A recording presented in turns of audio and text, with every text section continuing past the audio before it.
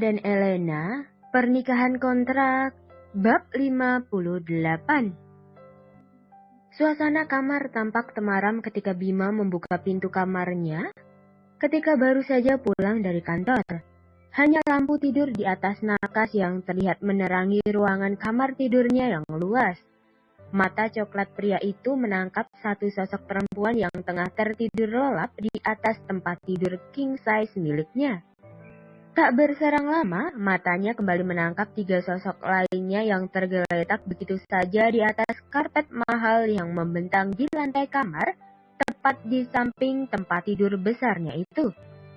Bima mengusap wajahnya kasar. Bagaimana mungkin dia lupa kalau teman-teman El ada di rumah untuk menemani gadis pembantah itu agar tak kesepian dan bisa sedikit mengalihkan rasa sedihnya karena kematian Valen. Ingin rasanya ia mengumpat kasar namun berusaha ditahannya, mengingat jika ia sendiri yang mengundang bocah-bocah rusuh itu ke rumahnya. Dengan langkah gontai, Bima memilih turun kembali ke bawah, berjalan menuju dapur dan melempar jasnya ke sembarang arah ke kursi meja makan, sebelum dia sendiri melangkah mendekati pantry untuk mencari makanan. Entah kenapa, perutnya terasa sangat lapar sekarang, dan baru saja pria itu teringat kalau sejak siang tadi sampai tengah malam sekarang, perutnya belum pernah terisi apa-apa. Bahkan pertemuan di Resto Emerald tadi sore dengan Karina tidak sempat membuat Bima makan sebelum pergi. Bima kembali mendengus sebal ketika membuka kulkas dan tidak menemukan makanan sama sekali. Semuanya hanya ada sayuran mentah, daging mentah, dan bahan makanan lainnya yang belum diolah menjadi makanan siap santap. Lalu, Bima harus makan apa? Jika saja Bima pandai memasak, mungkin saja ia akan membuat makanan sendiri. Masalahnya, pria itu bahkan merebus air saja bisa gosong. Apalagi memasak makanan. Tadinya ia berniat membangunkan Bibi Laila, namun urung dilakukannya ketika melirik jam yang sudah hampir pukul 12:30 malam. Pria itu tidak tega jika harus membangunkan asisten rumah tangganya di jam segini, mengingat Bibi Laila pasti baru saja terlelap. Alhasil, Bima akhirnya hanya mengambil buah apel dan memakannya untuk menganjal perut laparnya. Pria itu kini sedang duduk di kursi pantry seraya menggigit apel merah di tangannya dengan lahap. Bima ngapain di sini? Baru pulang. Suara-suara khas bangun tidur itu menyapa pendengaran Bima dari belakang. Bima menoleh dan menemukan sosok El yang kini berjalan mendekat ke arahnya dengan wajah yang masih terlihat sangat mengantuk. Iya, ini baru saja sampai rumah. Kamu sendiri ngapain bangun jam segini? Ujar Bima balik bertanya. Elena berjalan meraih gelas yang berada di depan Bima, lalu mengambil air dari dispenser dan meminumnya hingga tandas. Haus, di kamar gak ada air minum, jawabnya setelah air minum di dalam gelas bening yang dibekangnya habis. Kenapa gak bangunin yang lain suruh ambilin? Enggak kasihan, jawab El singkat. Ia kemudian melirik apel yang berada di genggaman Bima seraya mengernyit. Bapak lapar. Menyadari bahwa El melihat apel yang ada di tangannya, buru-buru Bima meletakkan apel tersebut di atas meja dengan gengsi. Enggak, siapa yang lapar? Itu ngapain makan buah tengah malam kalau nggak lapar? Tanya El sambil menunjuk apel merah yang tersisa kurang dari setengah itu. Iseng aja, soalnya nggak tahu mau ngapain. Elak Bima gengsi. Harga diri pria itu memang sangat tinggi. Hingga mengaku lapar saja di depan bocah tengil di hadapannya sekarang, dia tidak mau. Yakin? Iya. Detik selanjutnya menjadi detik memalukan bagi Bima namun menggelikan bagi Elena. Pasalnya, belum lama Bima mengatakan tidak lapar, perutnya yang kurang ajar tidak mau diajak bekerja sama kali ini. Dengan tidak tahu malunya, perut Bima berbunyi kencang hingga membuat El meringis menahan sakit pada luka bekas tembakan di perutnya karena terlalu kencang menertawai Bima. Sementara itu, wajah Bima sudah memerah karena maru. Jika saja perutnya bisa digonta-ganti, maka Bima pastikan besok perut sialannya itu sudah pasti ia ganti dengan perut yang baru. Ia tak butuh perut yang tidak mau diajak kerja sama di saat-saat penting seperti sekarang. Hal itu berlaku juga untuk anggota tubuh yang lainnya. Setelah tawa El reda, gadis itu kemudian berjalan mendekati kulkas dan memilih beberapa bahan makanan yang bisa ia buat dengan cepat untuk Bima. El mengeluarkan beberapa sosis dan sayuran dari dalam kulkas. Tak lama setelahnya, ia meraih mangkok besar dan menyendokkan nasi secukupnya dari rice cooker yang tak jauh dari tempatnya berdiri. Gadis itu berencana membuat nasi goreng untuk manusia kutub super gengsi itu. "Kamu mau ngapain?" tanya Bima heran. El hanya menoleh sebentar, lalu kembali fokus memotong sayuran dan sosis di hadapannya. "Bikinin Pak Bima makanan lah, mau apa lagi?" Bima memperhatikan tangan gadis itu yang nampak sangat lihai memotong sayuran. Ada rasa sedikit kagum bercampur senang ketika tahu bahwa bocah tengil itu bersedia memasak makanan untuknya, meski sudah selarut ini.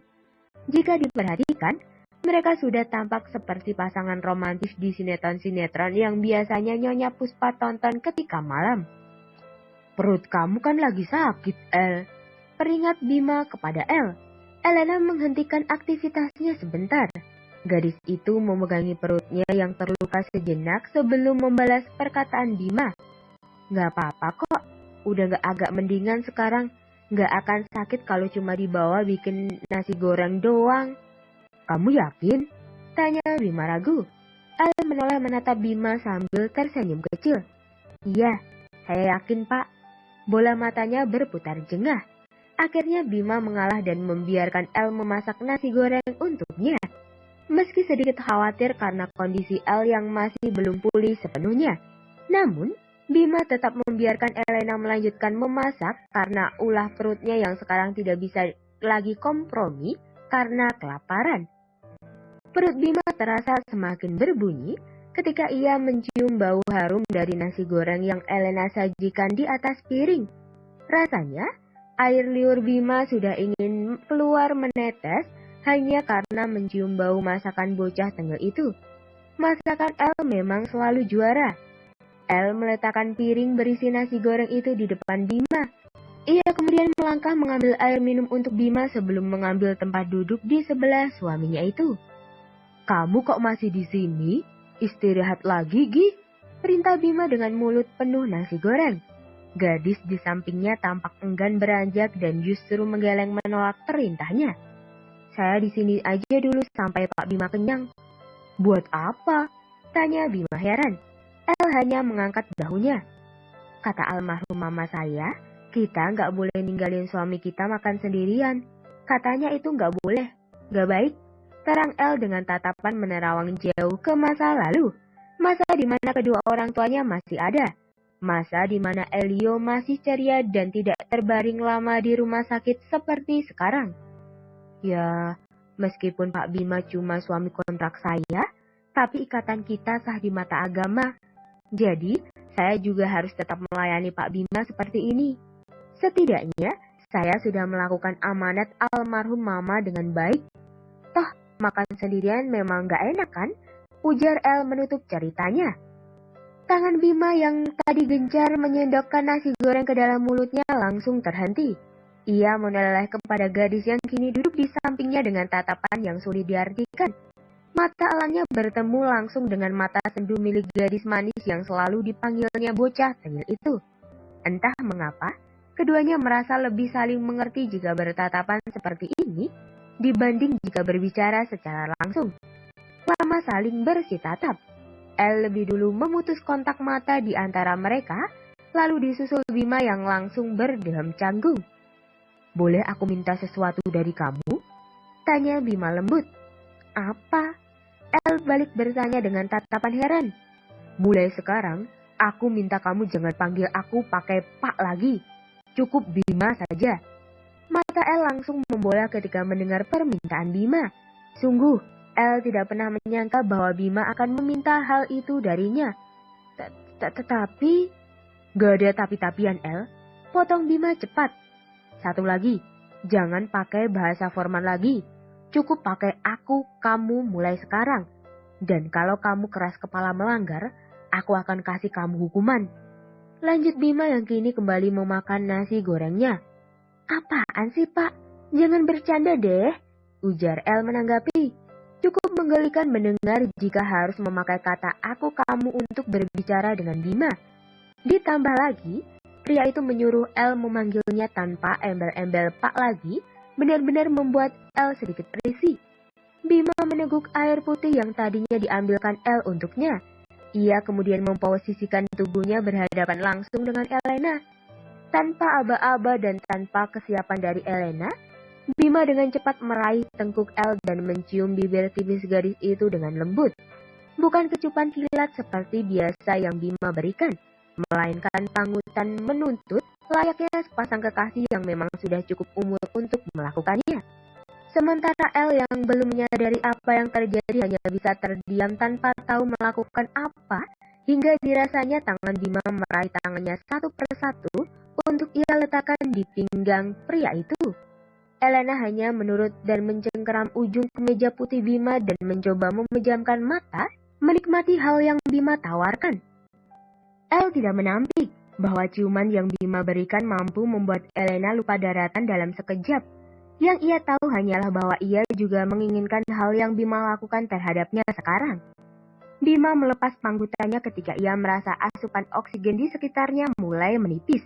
Sebagai penutup, ia menggigit kecil bibir bawah El lalu mengusap lembut bibir gadis itu yang nampak bengkak dan memerah akibat ulahnya. Ini hukuman jika kamu melanggar perintah yang aku berikan, terang Bima dengan suara serak. Bersambung. Terima kasih telah mendengarkan. Bima dan Elena, Pernikahan Kontrak, Bab 58.